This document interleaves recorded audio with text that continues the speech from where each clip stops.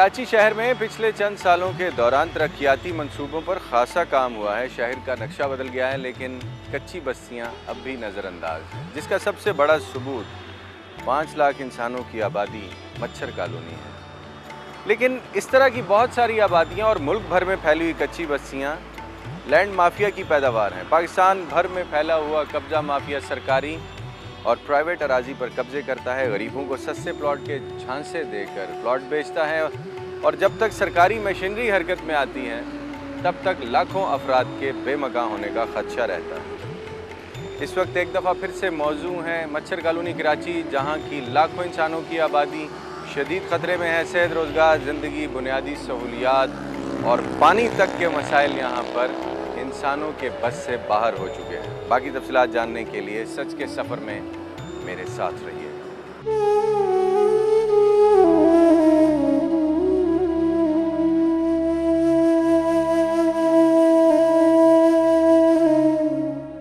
मच्छर कॉलोनी कराची में हज़ारों बंगाली बाशिंदे भी आबाद हैं।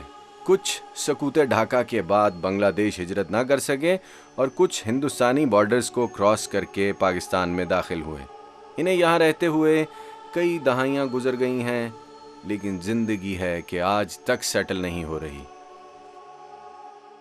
क्या मसला है? मेरे बच्चा गुम गया, ये 6 महीने हो गया।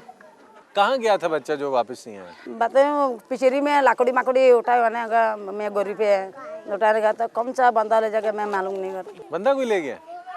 और बंदा करो गया तो 6 महीने आपने रिपोर्ट करवाई है? नहीं ना करा, यहाँ तो पैसा नहीं, रिमोट के लिए कर गए। पैसे नहीं है, रिपोर्ट नहीं करवाई, बच्चा गुम गया है, पैसे काहे के चाहिए बहन? थाना वाला पैसा मांगे हर भाई हम थाने वालों ने पैसे मांगे हैं बच्चे गुमशुदगी की रिपोर्ट करने के लिए। ये कह रही हैं कि इनको खबर नहीं है कि इनका बच्चा भी उठा के ले गया है, किसी ने उसे मार डाला है, ज्यादती करके काट डाला है। क्या है, बीबी को बहुत ज़्यादा अच्छी उर्दू बोलना नहीं जानती, इसलिए ये अपने प्रॉब्लम को बहुत ज़्यादा अच्छी तरह से बता नहीं सकती। लेकिन चूंकि मुझे मसला समझ आ गया, मैं ये चाहता हूँ कि अरबाब इख्तियार सुने, मच्छर कॉलोनी की इस मजलूम औरत के बच्चे को ढूंढें या कम अज़ कम पर्चा ही कटवा दें यार किसी को। मच्छर कॉलोनी में बसने वाली ख़वातीन के मसाइल भी बेशुमार हैं। तालीम यहाँ सिरे से मौजूद नहीं है, गंदगी इन लोगों की सेहत को रोग लगा रही है और खाने के लिए ढंग की कोई दवाई भी मैसर नहीं। ऐसे में यहाँ रहने वाली बीबियाँ कैसे जी रही हैं और उनकी ज़िंदगी के दीगर मसाइल क्या हैं, ज़रा सुनिएगा। घर भी नहीं, घर बार भी नहीं। शौहर क्या करते हैं आपके? शोर थोड़ा बहुत यहाँ पर मच्छी कसाई वाला काम करता है ना, कसाई का। उनकी के लिए तो एक अस्पताल बना दे तो अच्छा है, और स्कूल हो तो सही है। पानी वक्त आप लोग बता रही हैं कि शौहर बहुत ज़्यादा यहाँ पे हमारे जो है उनके रोज़गार अच्छे नहीं हैं।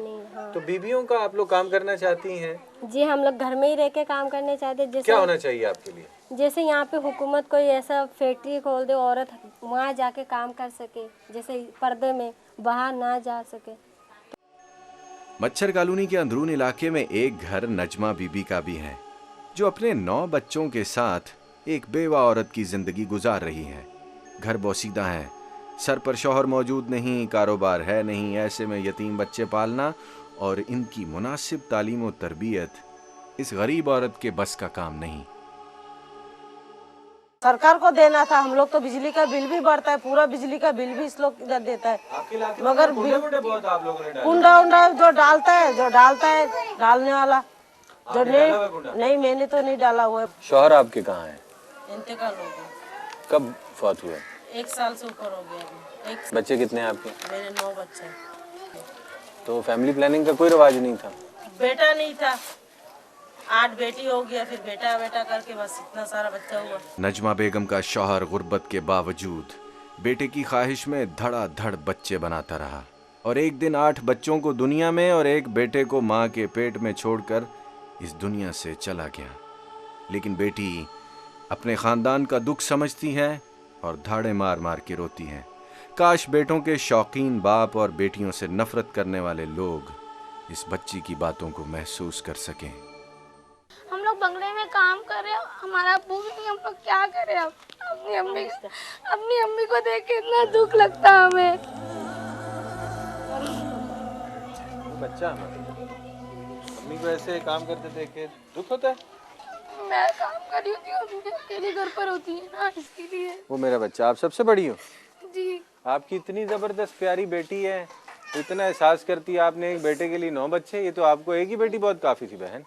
ठीक है, अच्छा और बता मेरे बच्चे, मुश्किल क्या है ज़िंदगी में? पढ़ती हो? नहीं, क्या करती हो? कुरान शरीफ पढ़ ली और मैं काम कर रही थी बंगले में। तू बंगले में काम करती है? इतनी छोटी सी मुन्नी सी? प्लाट में काम करती हूँ, मेरा बच्चा उसी से ही घर चल रहा है, घर बाहर चल रहा है उसी से ही। अब अम्मी बच्चों को देखती हैं, भाई बहन छोटे वो पढ़ने चले जाते हैं, उधर ही मैं कुरान शरीफ पढ़ रही हूँ। अब यही चाह रही हूँ कि हम लोग माँ बेटी मिलकर ही ये घर ऊंचा करें, पर पैसे ही नहीं बन रहे, हम लोग कैसे घर ऊंचा करें।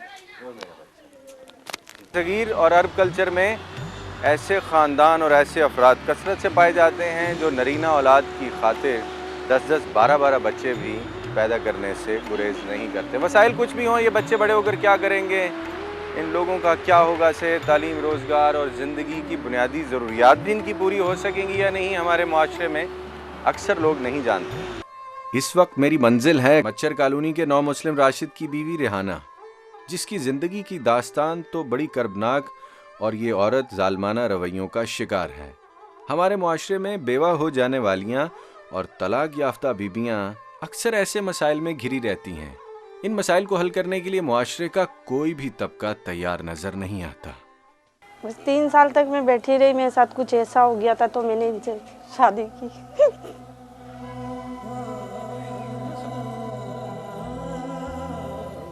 बस बहुत मुश्किल थी, 3 साल में बैठी रही। मेरे नंदोई ने मेरे साथ ऐसा सलूक किया जो मैंने घर छोड़ना पड़ा रात को 3 बजे। 6 बच्चे हैं मेरे।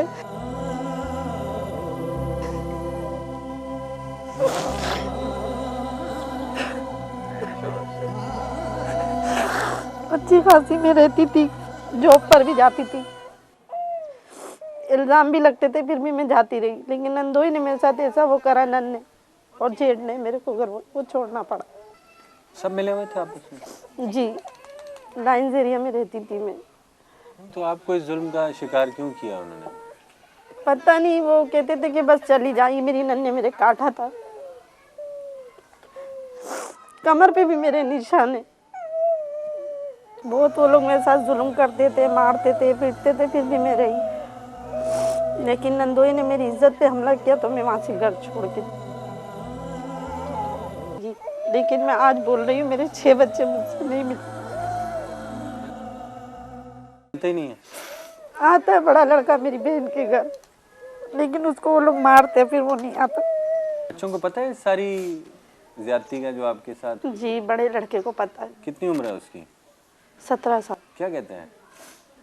वो अभी मेरा पूछने आता है मेरी बहन के घर के अम्मी कहाँ हैं। जब उसे पता चलता है कि मेरे फूफा ने इस तरह से, फूफा की कार्रवाई उसको पता चलती है कि इस तरह से किया गया है, तो रहता उन्हीं के साथ है ना? जी। कुछ कहता नहीं है? नहीं, मैं गई थी तो पहले जब उन्होंने मेरे को गाली बकी, इनको बकी मेरे बेटे ने, अब उसको अकल आई है तो वो कहता है कि अम्मी से मैं मिलूंगा। मैं अभी तक तो उससे मिली नहीं, लेकिन मेरा दिल कहता है कि मैं उससे जाके मिलूं। क्यों आपके साथ ये नहीं पता मुझे भी ना। पहले मुझे पानी पिलाया, फिर उसके अंदर पता नहीं कोई चीज़ डाली थी मेरे नंदोई ने। अकेली रहती थी मैं नीचे, मेरी चीज़ें बेच दी मेरी नन ने, मेरा जेवर, मेरी सब कुछ मुझे इस नौबत पे पहुंचा दिया। नन को भी पता था कि ये आपको हाँ, रखता है इस तरह? नन को पता था, लेकिन नन की ये शरारत थी। वो नन ने किसी बहू को भी टिकने नहीं दिया, किसी भाभी को भी। एक कुरंगी में रहती है, एक गार्डन में रहती है। शादी करना चाहता था? नहीं, 3 बेटियां हैं उसकी। मैं बोलती थी मुझे खर्चा दो तो वो खर्चा नहीं देते थे। फिर मैं जॉब करती थी, अपने बच्चों को संभालती थी, तो वो इल्ज़ाम लगाते थे मतलब जैसे। लेकिन जब मेरे नंदोई ने मेरे साथ ये हरकत की तो मुझे अपनी इज्जत को लेके निकलना ही। मैं रात को 3 बजे इसके घर पे आई। और ये हिंदू थे उस वक्त? हिंदू थे। मैंने बोला अगर आप मेरा इस्लाम में आना चाहते हो और मेरा इस्लाम कबूल करना चाहते हो तो जी बिस्मिल्लाह। पहले से इन्होंने प्रपोज किया हुआ था आपको जब आप बेवा थी? जी हाँ, ये बोलते थे। 5-6 महीने मेरे पीछे लगे हुए थे, मतलब जैसे मैं नहीं मना करती थी, मैं नहीं। जब मेरी ऐसे हालात हो गए तो फिर मैंने ज़ाहिर है बोलना ही पड़ा। तो इन्होंने क्या कहा, मज़हब बदलना था इनको? और वो नहीं, इन्होंने बोला ठीक है मैं मज़हब बदलूंगा। मेरे भाई के पास गए, मेरे भाई का अभी 7 महीने हुआ उसका इंतकाल हुआ, जिसने मेरा निकाह इनसे पढ़वाया, शादी करवाई थी। अब एक बेटा है आपका? एक नहीं माशाल्लाह मेरे साथ है, लेकिन हाँ इनसे एक, इनसे मैं राशिद भाई से। लेकिन मेरे साथ है।